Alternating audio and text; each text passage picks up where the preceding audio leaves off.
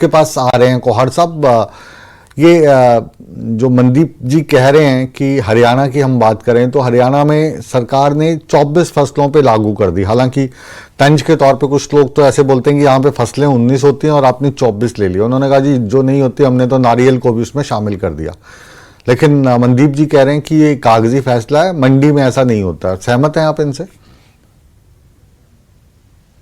मुकेश भाई, मैं पहले आपको एक थोड़ी सी जो एक बेसिक बात है वो मैं उसको रख दूं जी। एमएसपी तय किया जाता है केंद्र सरकार के द्वारा। एक संस्था है CACP, commission on agriculture cost and prices. जी।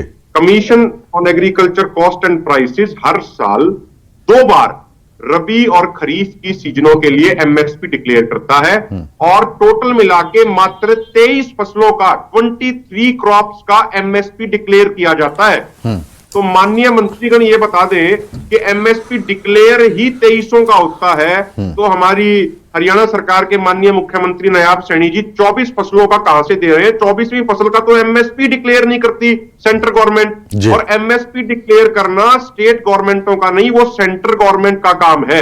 एक बात। दूसरी बात, एक मंत्रीगण कह रहे थे जिनका बयान दिखा रहे थे, वो हरियाणा में अभी कैबिनेट मंत्री हैं, वो कह रहे थे कि हरियाणा कृषि मंत्री भी कह रहे थे कि स्टेट गवर्नमेंटों को एमएसपी देना है। मैं माननीय कृषि मंत्री जी को यह कहना चाह रहा हूं, जो फसलों की प्रोक्यूरमेंट का मामला है, फसलों की प्रोक्यूरमेंट का मामला सेंटर और स्टेट दोनों का सब्जेक्ट है कॉन्स्टिट्यूशन के अनुसार।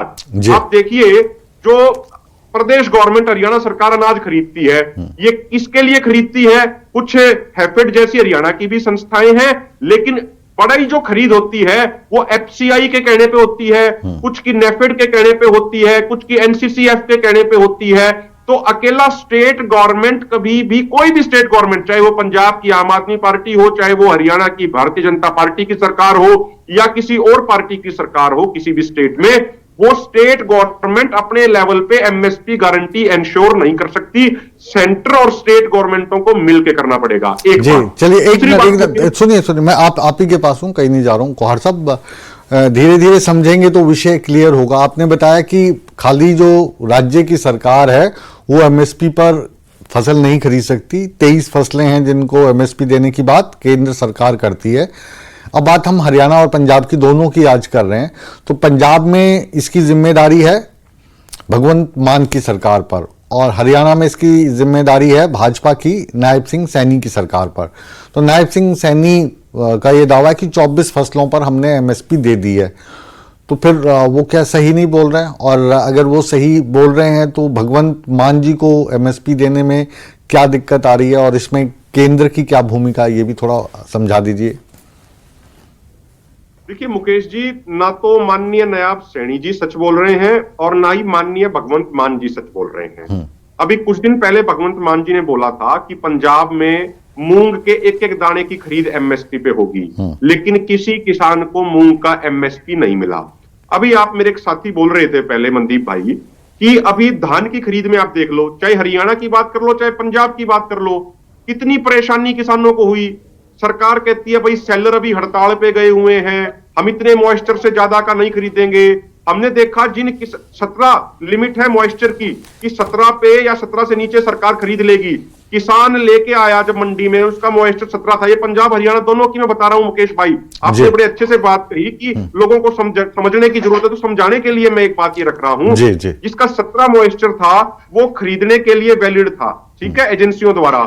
लेकिन कई किसानों का सूख सूख के उनका 12, 13 मॉइस्चर आ गया, 11 मॉइस्चर भी आ गया, 9 मॉइस्चर भी आ गया। तो जो जिसका मॉइस्चर 13 आ गया, यानी 4 पॉइंट नीचे आ गया, तो अब उसका ये मान के चलिए लगभग क्विंटल में उसका 4 किलो घट गया। उसके लिए कौन जिम्मेदार है? उसके लिए क्या केंद्र और राज्य सरकारों की एजेंसियां जिम्मेदार नहीं है? एक बात। दूसरी बात, ये सेलर वाले हड़ताल करते हैं। अब अगर कोई किसान कोई आंदोलन करता है तो सरकार बड़े ही कठोर तरीके से उनसे निपटती है, लोकतांत्रिक तरीके से नहीं निपटती, चाहे किसी स्टेट की गवर्नमेंट हो चाहे किसी केंद्र की सरकार हो।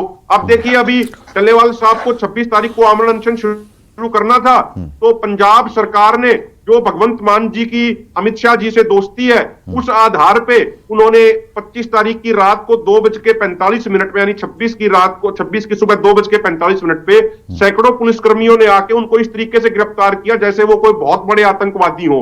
उनको कपड़े तक नहीं पहनने दिए, उनको पजामा तक नहीं पहनने दिया, उनको जूता तक नहीं पहनने दिया, उनको पगड़ी तक नहीं बांधने दी, और उनको इस तरीके से खींच के लेके जाया गया जैसे पता नहीं कितने बड़े ये मोस्ट वांटेड आतंकवादी अपराधी हो। तो जी चलिए, इस मसले पर फिर आप ये कह रहे हैं कि भाजपा हो या आम आदमी पार्टी हो, इस मसले पर दोनों साथ हैं। वैसे तो मुझे जो आम आदमी पार्टी में और भारतीय जनता पार्टी में जो प्यार लगता है वो कुत्ता और बिल्ली जैसा लगता है, लेकिन आप आज कह रहे हैं कि वो दोनों साथ साथ हैं। इस बात को थोड़ा हजम करना मुश्किल है। कौर साहब, वापस आपके पास लौटूंगा। नरूला जी, मुकेश जी, इसका एक छोटा सा जवाब दे दूं। आप सिर्फ भाजपा और आम आदमी पार्टी की बात मत कीजिए। हमारे देश का पूरा राजनीतिक वर्ग जब वो विपक्ष में होता है वो किसान हितैषी होता है, और सत्ता में आने के बाद वो कॉर्पोरेट हितैषी हो जाता है। इसकी शायद वजह एक ये भी है कौहर साहब, क्योंकि आप काफी पढ़े लिखे हैं और किसान नेता हैं। आप इस वक्त कहां से जुड़े हैं हमारे साथ, कौन सी जगह से? अभी जो जींद पटियाला बॉर्डर पे, खनौरी बॉर्डर पे आंदोलन चल रहा है और शंभू बॉर्डर पे चल रहा है, वहां मैं खनौरी बॉर्डर से आपके साथ जुड़ा हूं। जी, तो इस वक्त कितने किसानों की तादाद है वहां पे? लगभग 4.5 किलोमीटर लंबा ट्रैक्टर ट्रॉलियों का और तंबुओं का हुजूम है, और हजारों की संख्या में किसान मौजूद है। और शंभू बॉर्डर की बात करें तो वहां पे अंदाजा आपको? वहां पे भी लगभग 4 किलोमीटर लंबा है। सरदार जगजीत सिंह डल्लेवाल जी अस्पताल के अंदर ही आमरण अनशन कर रहे हैं, और खनौरी बॉर्डर पे पूरा फौजी और किसान नेता सुखजीत सिंह हरदो झंडे जी आमरण अनशन पे बैठे हैं। आज उनका तीसरा दिन है दोनों नेताओं का। आपसे जो हरियाणा सरकार में पहले जो मुख्यमंत्री रहे मनोहर लाल खट्टर, उसके बाद नायब सिंह सैनी, वो आपको कहते हैं हम रोकेंगे नहीं, लेकिन आपका जो अंदाज है कूच का, ये इससे उनको घबराहट हो जाती है। फिर आप आके पक्के धरने लगा देते हो, मकान बना लेते हो वहां पे। तो फिर वो कह रहे कि ट्रैक्टर ट्रॉली से मत जाओ, आपने कार में जाना कार में चले जाओ, बस में जाना बस में चले जाओ, ट्रेन में जाना ट्रेन में चले जाओ। तो बीच का रास्ता निकाल के आप इन रास्तों से क्यों नहीं आते? ट्रैक्टर ट्रॉली से क्यों आना चाहते हैं आप?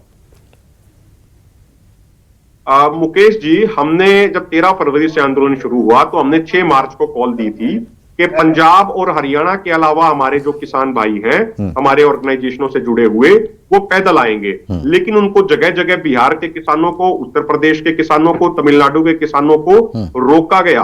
कर्नाटका से जो हमारे किसान ट्रेन के माध्यम से आ रहे थे, 12 फरवरी को उनको मध्य प्रदेश के भोपाल स्टेशन पे उतारा गया, और जो महिला किसान थी उनके भी सर फोड़े गए। उसके विजुअल सारे मीडिया के पास भी मौजूद हैं। और एक आखिरी बात मैं कह दूं मुकेश जी, अब तो हमने कॉल ये दी है कि 6 तारीख को पैदल जाएंगे। एक आखिरी बात मैं कह दूं, जो आपने एक सवाल किया था कि पहले वाले आंदोलन में 13 दौर की मीटिंगें हुई, हम मुद्दा ही तय नहीं कर पाए। जो 13 दौर की मीटिंगें हुई मुकेश जी, उन 13 की 13 मीटिंगों में मैं मौजूद था, वहां पे फिजिकली मौजूद था।